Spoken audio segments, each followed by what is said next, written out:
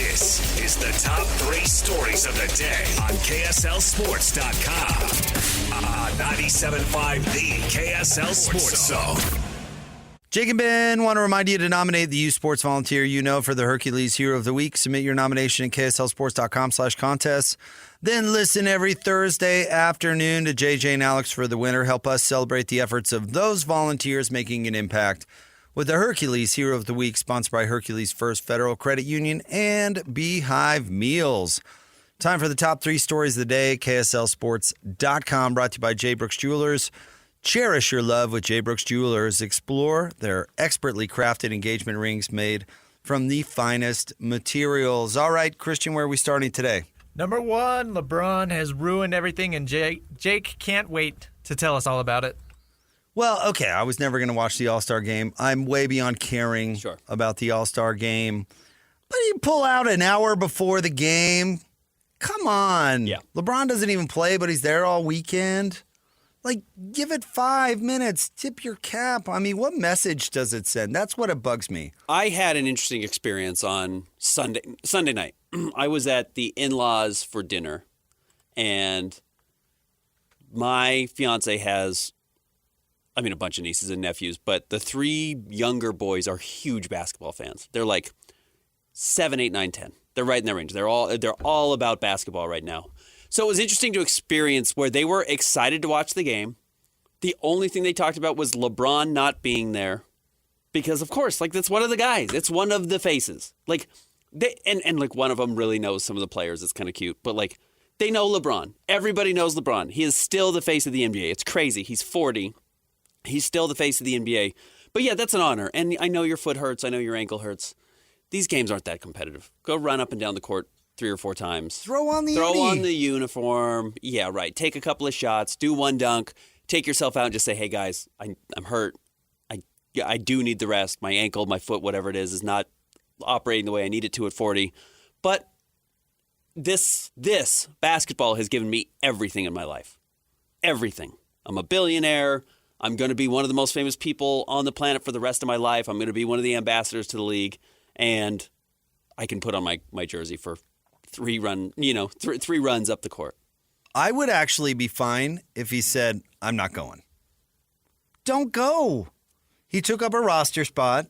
They could have given some other first-time All-Star or something like that experience. Not that matters a ton, but it's you got all the attention of being at All-Star Weekend, and then you don't even do All-Star stuff. And pull out an hour before? Yeah.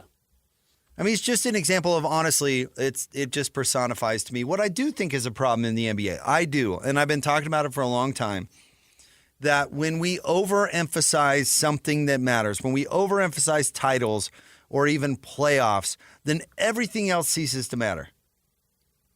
You know? Yeah, absolutely. No question about it. And when you don't have the, at least, love of the game, the pluck, all that, or whatever you want to say, to go pour it on and play your hardest and all that, it just loses it. We talked about Christian's SUU Thunderbirds and that they have to win the conference title to go to the NCAA tournament. I wouldn't blame the T-Birds. Well, I would, but if they just mailed it in all season, and then caught fire, and why should they care? Right. Why, if you're going to de-emphasize totally the regular season, then why should the players care? And All-Star, do you remember, as much as I hope DJ and PK aren't listening, but do you remember when Magic Johnson was basically forced to retire? And then he came back and played, emphasize played, in the All-Star game. Yeah. It was important to him, that stuff you were talking about, face of basketball, the sport and all that stuff. That was important to Magic Johnson. It's sad that it's not important to this generation of NBA player. And I do think player empowerment has hurt the product. Yeah.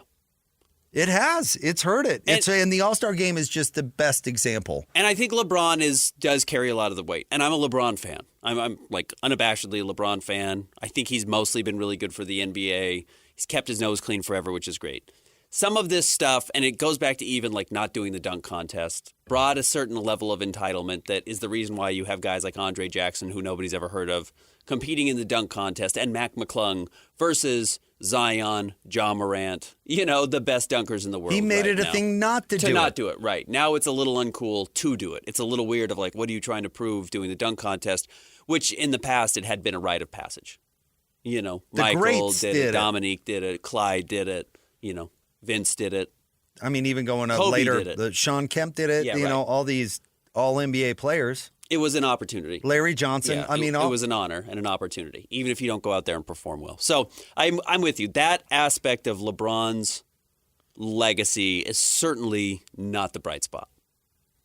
And then we got a full taste of it over the weekend. Yeah, I'm gonna make it whole thing about me. It does sound like it bugs me. Sounds like next year they want to go back to just the traditional All-Star game, which they'll get mad when it's not a great game and they'll try and do something else. And then one more commentary for you, because this player also drives me crazy. One Christopher Paul. Listen, did I ever tell you the story when I filled in for Tony Parks emceeing over at Smith's ballpark? Smith's ballpark? You didn't. And they had the fast pitch contest with Bumble and a little kid. Like, I'm talking like 8 years old. Little kid. And I've got the radar gun, right? And let's see, I got to remember who. Oh, it was the little kid who went first. The little kid went out there and, lobbed one over, right? 8-year-old little kid.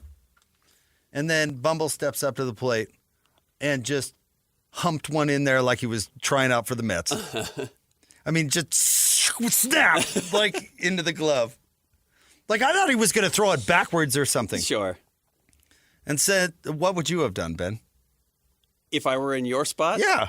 Teased Bumble endlessly. I just said, and the little kid wins. Yeah, right. But yes, of course. Yeah. Yeah, the kid won it. But I was just like, hey, bro. Yeah, right. There's an 8-year-old kid over there. Right. What are we doing? Yeah. No offense to Bumble. Yeah. Who hates it when I tell that story. But with Wemby and Chris Paul, who tried to cheat the skills challenge. Yeah. Hey, idiots. Yeah. People are coming to see you participate in the game and see your skills, Correct. not you Correct. cheat the game. People do actually want to see. Nobody cares who wins. 7'5" Victor Wembanyama shoot jump shots, not throw the ball 3 feet off the Not cheat. Off the rack. Yeah. I'm with you. And I love people who are defending Chris Paul and Wemby who are being like, they outsmarted everybody. They did this. And it's like, people are coming to watch your skills, you morons, not win. Nobody cares. Right. Nobody cares. Yep. It's so frustrating that we get the point lost. And I wish basketball players, I truly do, I wish they would realize that they're performers and that people come to see them perform. And I know we put all this emphasis on titles and that's part of your legacy and all this garbage, but the truth is you are a traveling rock show. And if people paid money to see Ben's favorite artist, Avril Lavigne, and showed up and Avril was just like, I don't feel like it. Here's my backup band and some fill-in. It sucks. Yeah. And maybe you still have a good time at the concert and maybe the fill-in is very talented, but you went there to see LeBron. Avril Lavigne. whoever. LeBron. Yeah. And the fact that we don't find out in the All-Star case until an hour before or in any game's case, Ben. I host these pregame shows. You do write-ups. You do all these things. Mm-hmm. We don't find out who's actually going to play until like 10 minutes before the game. Right. I mean, a little more than that, but you get my point. Like, how are you supposed to be a ticket holder? Oh, man, December, if you're a season ticket holder and you're sharing, with a couple other people and you sit down and you're at the sports bar having a couple of beers, carving up the tickets, you're like, oh, yeah, I'm highlighting that. I really need to see me some LaMelo Ball. Uh-huh. And then LaMelo is just, I'm picking on LaMelo, is like, I don't feel like it today. Yeah. Players don't get that. It used to be they paid good money to watch me play. And now that's not even an afterthought. And part of it is that actual ticket sales don't mean as much as they used to. And it's a TV show and all this and that. And people are way less mad when they just flip away from the game because LeBron's not playing than they are, well, I paid $200 to sit here. But it is a problem. And people out there who defend the NBA want to say that it's not a problem. It is a problem. It's been a problem for a long time. Now, maybe people misdiagnose the problem, but it is a problem. All right, what's next? Number 2, BYU handed Kansas a historic L. Dismantled them, Ben. That was bad from the start. I said yesterday on the show this might be the worst time for BYU to face Kansas, right? Kansas gets embarrassed by Utah. They're going to come out hungry. BYU, was it the coaches poll they were ranked? Because BYU was not ranked yesterday. But there was one spot where BYU was pushed ahead. Maybe it was just, the Ken Palm rankings or some of these other rankings outside of it of where they would land in a tournament style or a tournament system. But, yeah, then BYU absolutely had none of that. There was no, Good take, Ben. There was no Kansas is going to bounce back and have an opportunity to get the victory here. BYU just smacked them. Worst loss ever in the Bill Self era. Yeah. I mean, BYU jumped out 8-0 and never looked back. Just credit BYU. That's hard to do. Agreed. That was a Kansas team that probably was embarrassed and wanted to bounce back and had adjusted a little bit to the altitude and probably watched the Utah game and thought, that's not going to happen to me again. We're not going to do that again. And then just got absolutely pantsed on national television. Well, in BYU's case, I think they have some talent. I don't think Kansas is automatically the best team on the floor anymore. And credit Kevin Young, who had some rocky moments early in the season and absolutely turned it around. And BYU's playing awesome basketball. They play fast. They get a lot of shots. They get a lot of wide open threes. And if you get guys that can hit those shots, it's only going to get better and better. Absolutely. Yeah. So good for BYU. That's a great win against any team, let alone Kansas. But handing the toupee as worst loss ever at Kansas is not bad. You talked about if you want to fix the NIL rules, have BYU start landing guys. It's going to get interesting to see how people respond to BYU spanking Kansas by 40. You want to get NIL legislation? Because have BYU be good. The powers that be do not like what happened last night. They don't want BYU to be good, no, which is a weird thing. More importantly, they don't want Kansas to get embarrassed. BYU wins the national title. Here comes college football reform. Yep, right. Welcome in the alliance. Yep. If you want to see reform, have BYU be good. Yep. All right. Number 3, Coach Bear confirmed it yesterday, but Sean Durzi will be making his return this weekend. Durzi be good to go. We expect him to play next game. Bird still not good. Kool-Aid day to day, and Iggy day to day. Haven't seen Durzi for a very long time. I have to go back and look at the last time he actually played. 52 games. That's a huge chunk of the season. He is probably their second best defensive player behind Mikhail Sergachev, so that's a huge addition. If they can get Cooley back, I think regardless of if they make the playoffs or whatever, it would be fun to see this entire unit playing together, giving fans a taste of what's to come, what they can look like next year. And right now in the conference, Ben, where does the Utah Hockey Club stand? What are they, 3 teams back or 2 teams back of the wild card? Something like that. Yeah. So they've got some work to do. They've got to jump. But you get hot, you play well, the other teams have a struggle. I said yesterday, I'm excited to see, because Jake, you and I know what to expect for the final 30 games of the NBA season, right? Like, unfortunately, 16 of the teams really crank and really go for it, and 5 of the teams mail it all in, and the Jazz are probably in that conversation, and then 10 teams are just kind of whatever.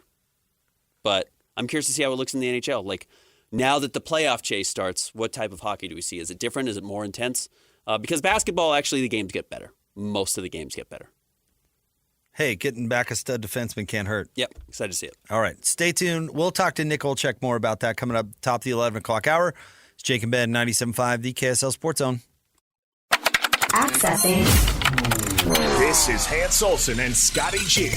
The general manager of the Utah Jazz, Justin Zanuck. Ramona Shelburne had a report that said that the organization was unaware of the principal actors involved in the Laker trade that brought in Luka. Are there some times when you get a phone call from a couple teams and said, hey, we're working on something, would you be willing to shift this and take on this second and things like that without really knowing what's going on behind the scenes? It depends on your level of the team. So if we were playoff competitive this year, sitting in the 4th, 5th, 6th seed halfway through the season, I'm darn sure going to want to know what's going on with 2 other teams that are in the playoffs with me. As a facilitator in this deal where we're not going to make the playoffs and, these opportunities where we can collect assets for basically free, then I don't need to know. In that case, there's multiple teams that would be a facilitator. All we're focused on is the Utah Jazz and maximizing opportunities for us. Catch Hans and Scotty weekdays from noon to 3 on 97.5, the KSL Sports Zone.